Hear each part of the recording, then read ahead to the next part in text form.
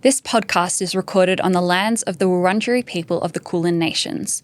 We pay our respects to the traditional custodians of this country and elders past and present. We extend our respects to any First Nations, Aboriginal and Torres Strait Islander people joining us today.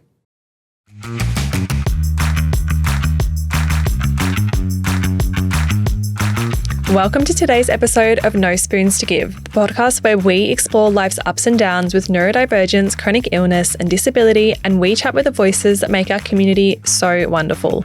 I'm Larissa, Head of Community at Spoonie, and I've got the lovely Maddie Ruskin in the studio with me today, our Community Manager. How are you, Maddie? I am good. I'm a little bit tired. It's very early. Yes. It's 7 a.m. for anyone who's listening. It's 7 a.m. in the studio. We're doing a little bit of an earlier session because we have some very exciting international guests today. We do. But yes, my chronic illness does not like mornings, but I can't think of a better reason to be up early, chatting to some wonderful people and getting to enjoy our time in the studio together. I will admit it's my fault. We're all here at 7 a.m. I lied and said I was a morning person, but evidently I am not, and I'm also struggling. But with enough coffee, hopefully we can do anything. I think, yeah, coffee makes anything possible. Absolutely. We just need it in like an IV and we'll be sweet. I've got a recommendation for you today. Oh, wonderful. I have got a podcast and it's from Kerry Sanford. We've worked with Kerry before through Spoonie. She hosted a event on ADHD with us last year, which was an absolute hit. She has ADHD herself, and she's an ADHD coach, and everything she does is so bright and colourful. And I remember in our event that we did with her, we ran overtime because we both have ADHD and we were being a bit chaotic, but everyone in the comments was like, yes, keep going, queens. Like, we love this. And she just has the best energy. But anyway, her podcast is called Embrace Your ADHD Chaos. And I really love it because it's not about like hacks or tips for like managing or curing your ADHD. It's all about acceptance, embracing your chaos and learning to lean into it and be kinder to yourself. It's just like I love having it in my ears when I'm working and just like listening to her beautiful words. Definitely recommend. Have you got a recommendation? I do. That sounds amazing. I love a neuroaffirming like a bit of advice and just take you on a journey. That sounds so good. It is great. I do have a recommendation. Can you guess what it might be? Is it a book? It is a book. It is a book. It's called Like a Charm by Elle McNicoll. It's a charming and exciting middle grade fiction book set in Edinburgh, and it's about a neurodivergent teen who discovers a world of magic and mystery and soon learns that she's the only one who can see it. The book is full of heart. It's also a quick read. So if you struggle with your attention span, it is definitely the book for you.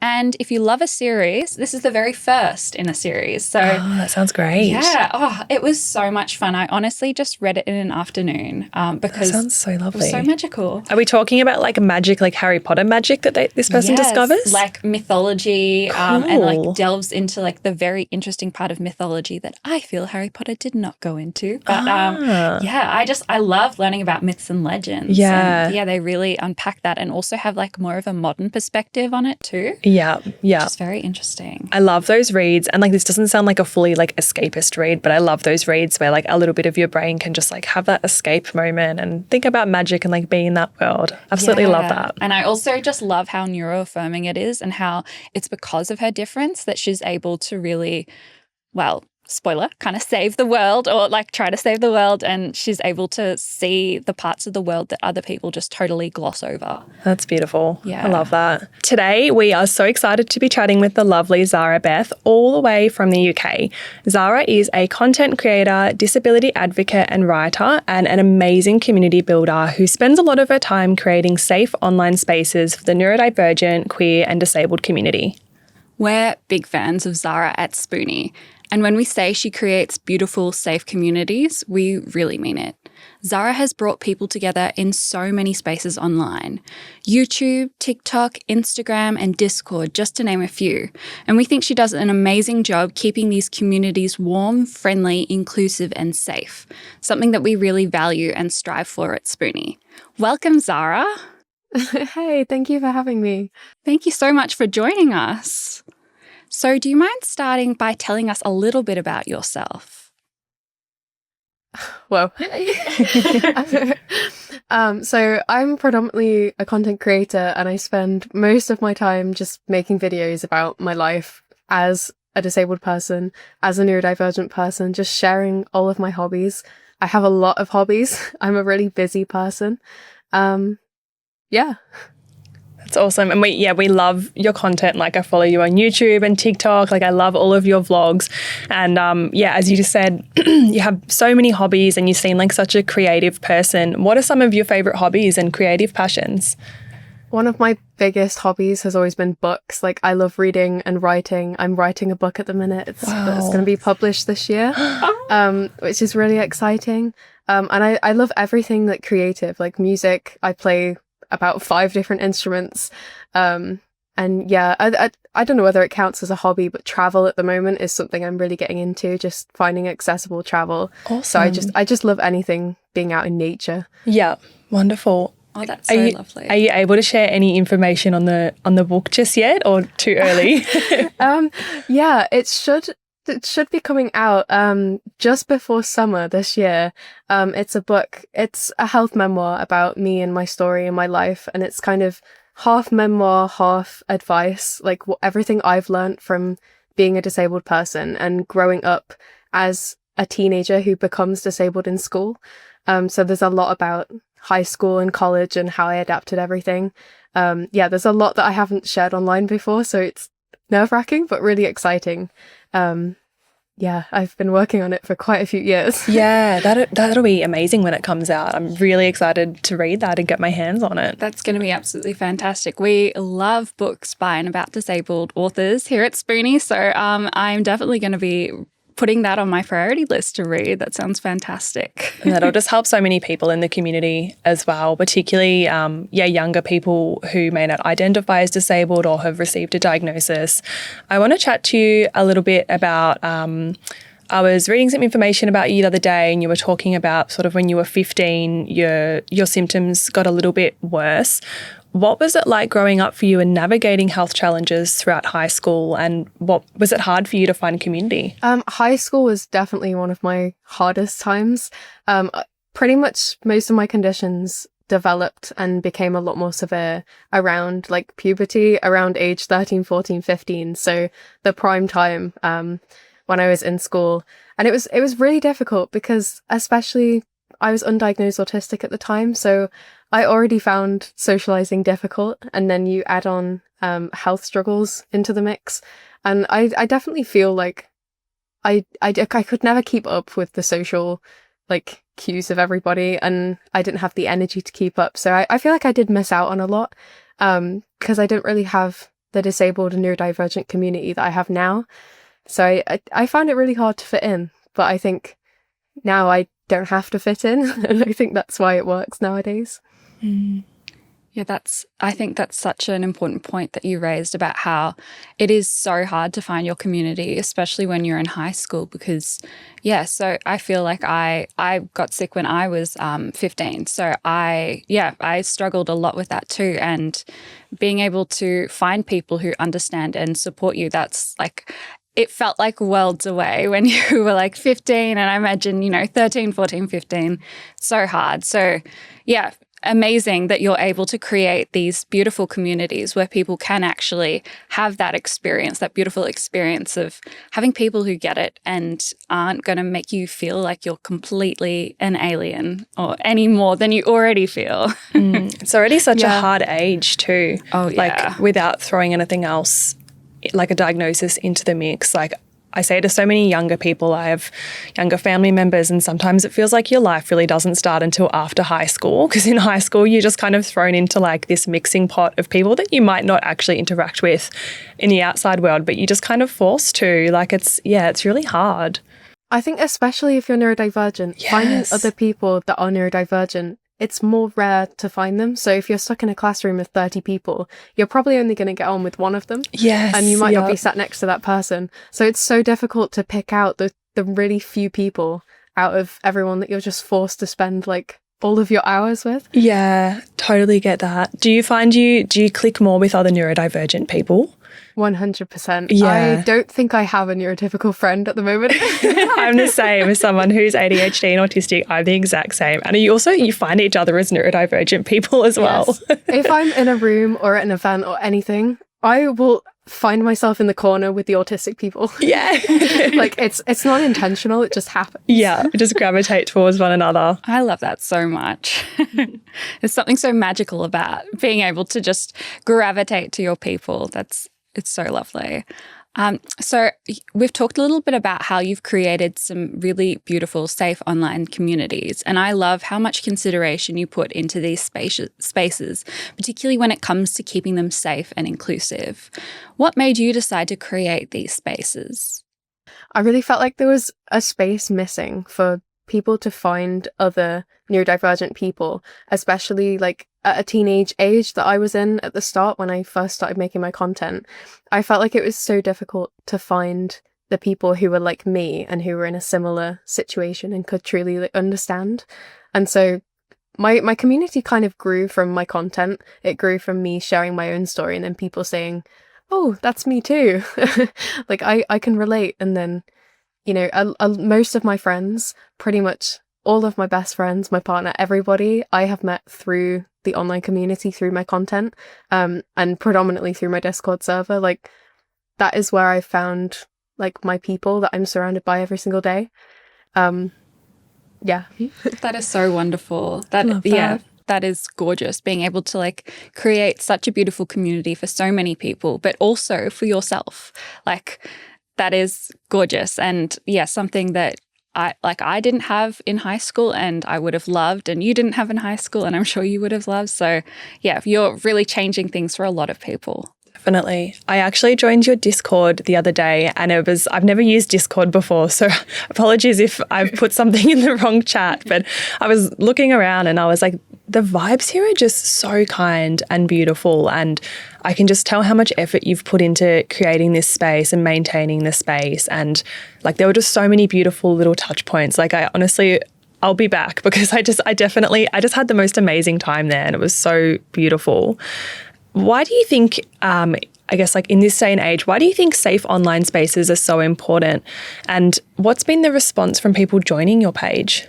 I think it's so important to have a space that is kind of moderated, that you know you're not going to get like on the wrong side of the algorithm. Because when you post something online, you can very easily get on like the wrong side of TikTok or the wrong side of the internet, and you get people who really don't understand. And I think it takes a lot of energy to explain yourself to people. So when you get on the wrong side of the internet, it can take so much energy and be so draining to constantly try and like validate yourself, and it can make you doubt yourself. So I just wanted a space where you were never going to be questioned. And I think I think we have that.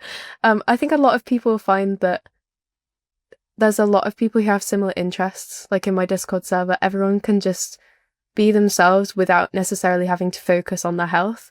They can just be accepted with their health, and they can talk about, you know, whatever they want to, like what they're doing about their day, like gaming, everything. It's just nice to unmask and be yourself and not have to worry about people accommodating. Like they just do it. Yeah, I love that. Someone in our Spoonie community, they left us some feedback, and what was it? It was something like, I love this space because my health is the least interesting thing about me, and people just accept them for who they are, and they can unmask without the whole just like having to explain yourself and validate yourself. It's exhausting, and totally agree with what you said about, you know, particularly with changing algorithms and certain platforms lowering moderation. It can be it's really dangerous and really scary, and ending up on the wrong side of the algorithm can be a really awful thing to go through, and it feels like it's happening more and more. Yeah, it definitely does, which is a bit scary and makes online safe places even more special. You do such an amazing job of moderating and keeping these communities safe.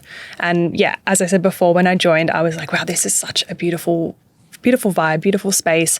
How do you keep these spaces safe? Like, do you do a lot of moderation, or do you have a lot of people help out, or? I have a team of moderators that I've built up over the years, and a couple of admins, and they pretty much sort through all the comments. I focus on the content and like the kind of top level stuff. And then I have people who are in there every day, pretty much all around the clock, like from different countries. And they block people, report people. They sort out all the like arguments, anything that happens.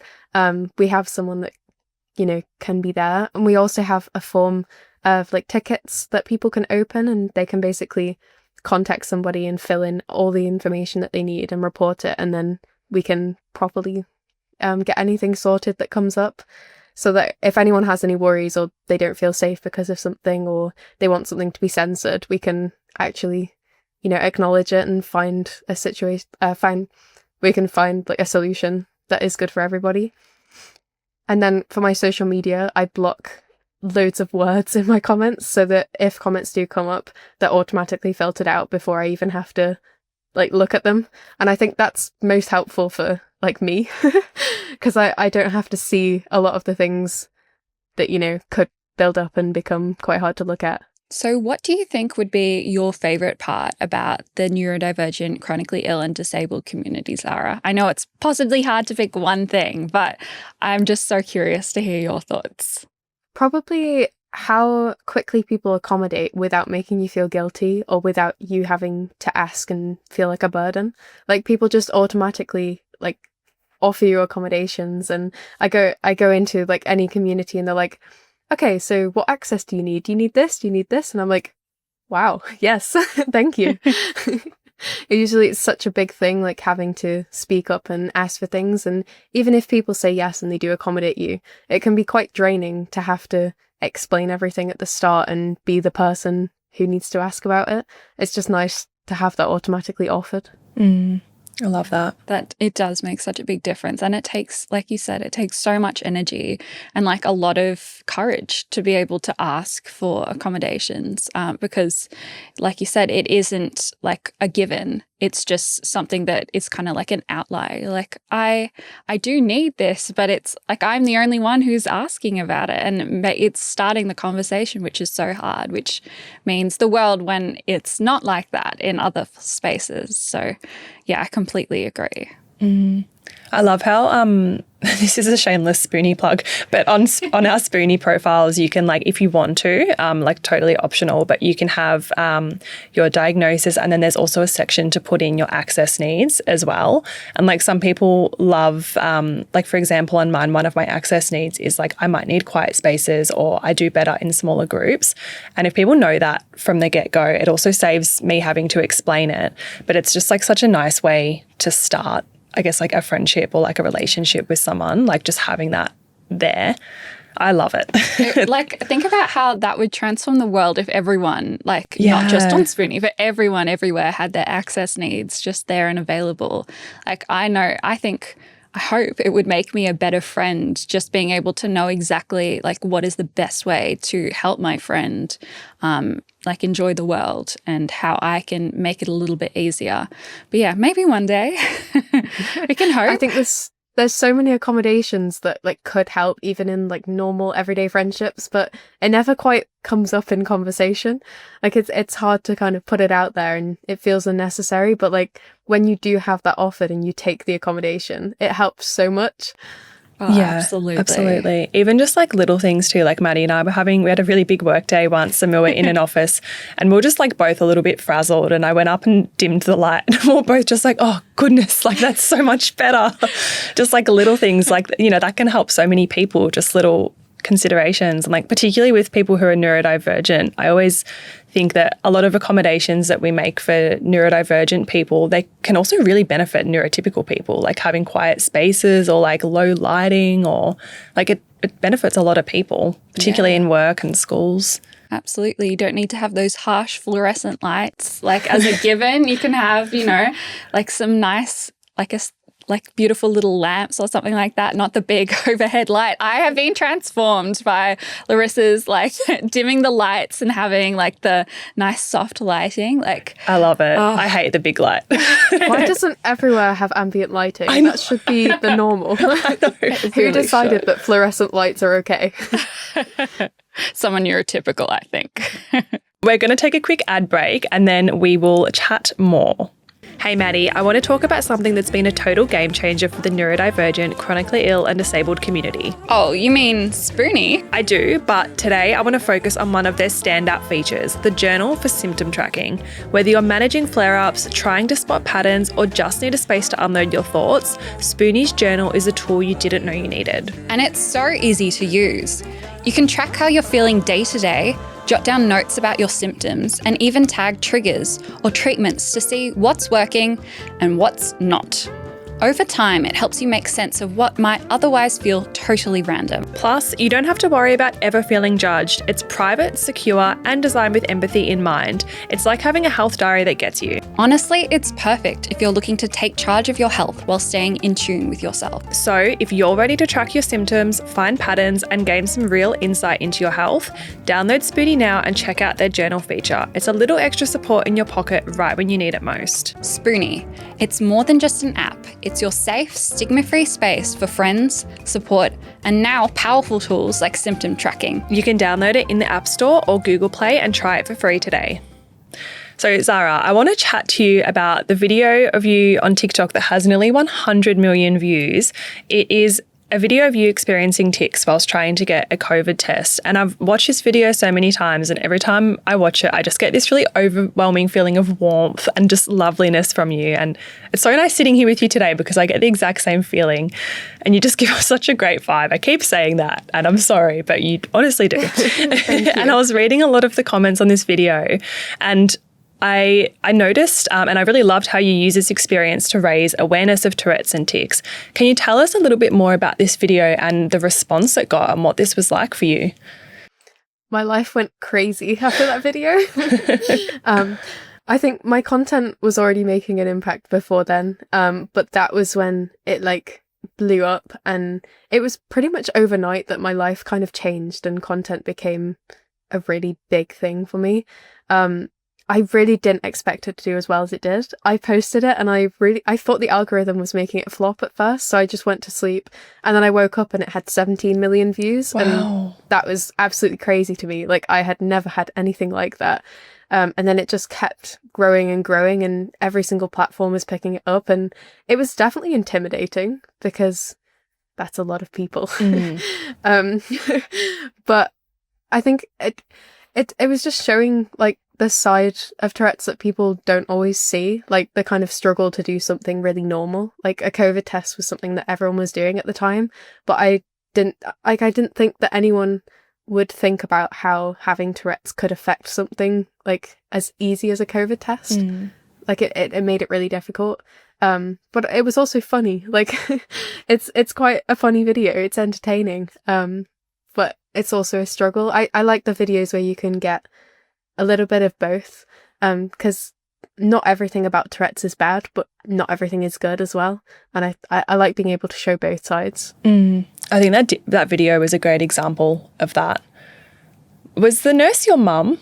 Was it your mum in the video? Or it's my mum. Yeah. Yeah. My mum doesn't really like being on video, but she was in that one, and then I was like, so it's kind of gone viral. How did she feel about that? She didn't really know how to feel. She was like, oh my God, I could have put some makeup on or something. Oh, I love that. But yeah, so many comments were saying about how lovely the nurse was. But yeah, it was my mum.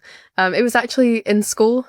We had to do COVID tests before we went back into our classrooms. So it was just in a little office in my school building. And I did actually get the COVID test done in the end. That's great. Oh, that's really good. I spend a lot of time on YouTube, and I really love your YouTube channel. I love your vlogs. In some of the videos, you talk about some time that you've spent at Tourette's camp and how special it is for you being in a safe space where you can unmask. Can you tell us a little bit more about these camps and I guess what it's like and what the experience is like for you? It's incredible. I love it. I first went, I think, in 2022, so quite a few years ago. And I have been to one every single year since. The first time, I had not been with anybody in person who had Tourette's. So I'd never experienced being around another person that just understood. And I got dropped off, and at that one, your parents don't come with you. So I got dropped off in a room full of people with Tourette's, and I knew absolutely nobody. And I just had a weekend with them. And it's so incredible because in school you're always the odd one out. So I was always the one person with tics. I was the one person that, you know, accidentally became the class clown. Like everybody found my tics funny, but I didn't have an option. Whereas when you're with so many people who all have the same thing, they're going through the exact same situation and they have so many stories that you can relate to. And every single tic, it just feels like breathing because everyone's doing the same thing. So even if I like shout or scream as a tic, people don't really react. It's just normal. And I think it's the only place I've experienced that. Like, it's the only place that I can truly feel like normal and at home. And then you do really cool activities and they're all adapted. So you don't have to worry about, you know, being on a zip line and ticking and everything. It's really, really like welcoming. It's such a great space. That sounds incredible. I love how you said it feels like just like breathing, like it just feels so normal to be there and just be able to totally unmask. That would be an incredible experience. Yeah, I wish the world was like that. Yeah, this is the problem though. Every time I come back out, I completely forget that like other people don't think Tourette's is normal. And so I get on the train to go home and I'm like, oh my God, people are reacting. Yeah. Because I'm so used to just letting all the tics out. And then I come into normal space and I'm like, oh my goodness, this is weird. But I have met some of my best friends at Tourette's camps. I'm still really good friends with a lot of the people there. So yeah, I've made lifelong friends that I still talk to every single day. Oh, that's so wonderful. It makes such a big difference to find people who understand and like understand like your specific experience, but also like, all of the fun that comes with, dealing with society who is not always as kind as they should be.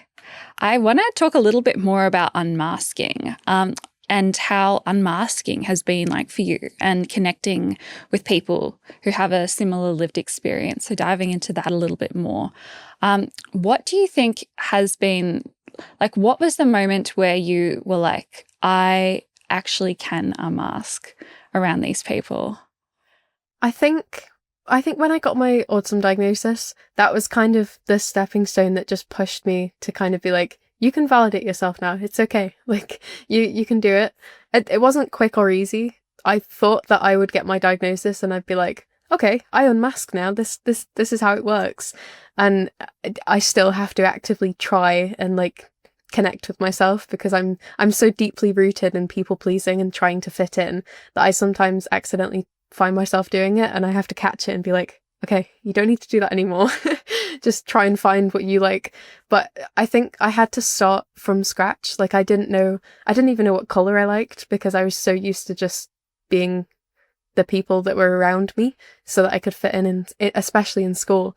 So it was so much freedom when I kind of had a blank slate and I was like, oh, I can actually just do what I want to do. I can like the things that I want to like. And then when I kind of reformed, like I lost pretty much all my friends in the process and I now have way better friends. I have friends who like actually understand me and they just let me be myself and encourage me to be myself. So it's like, it's so much more freeing. Like I don't have to worry about what they think because they know me for being me.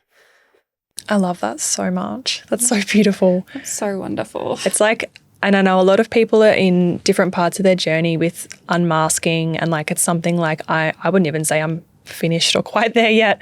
It takes a long time, but it feels like a 2.0 version of yourself. And then you just like when you start finding other friends who get it and like accept you as your authentic self, it's just such a beautiful feeling.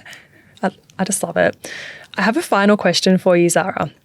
What would you say to 15-year-old Zara or any young person who's navigating a challenging diagnosis?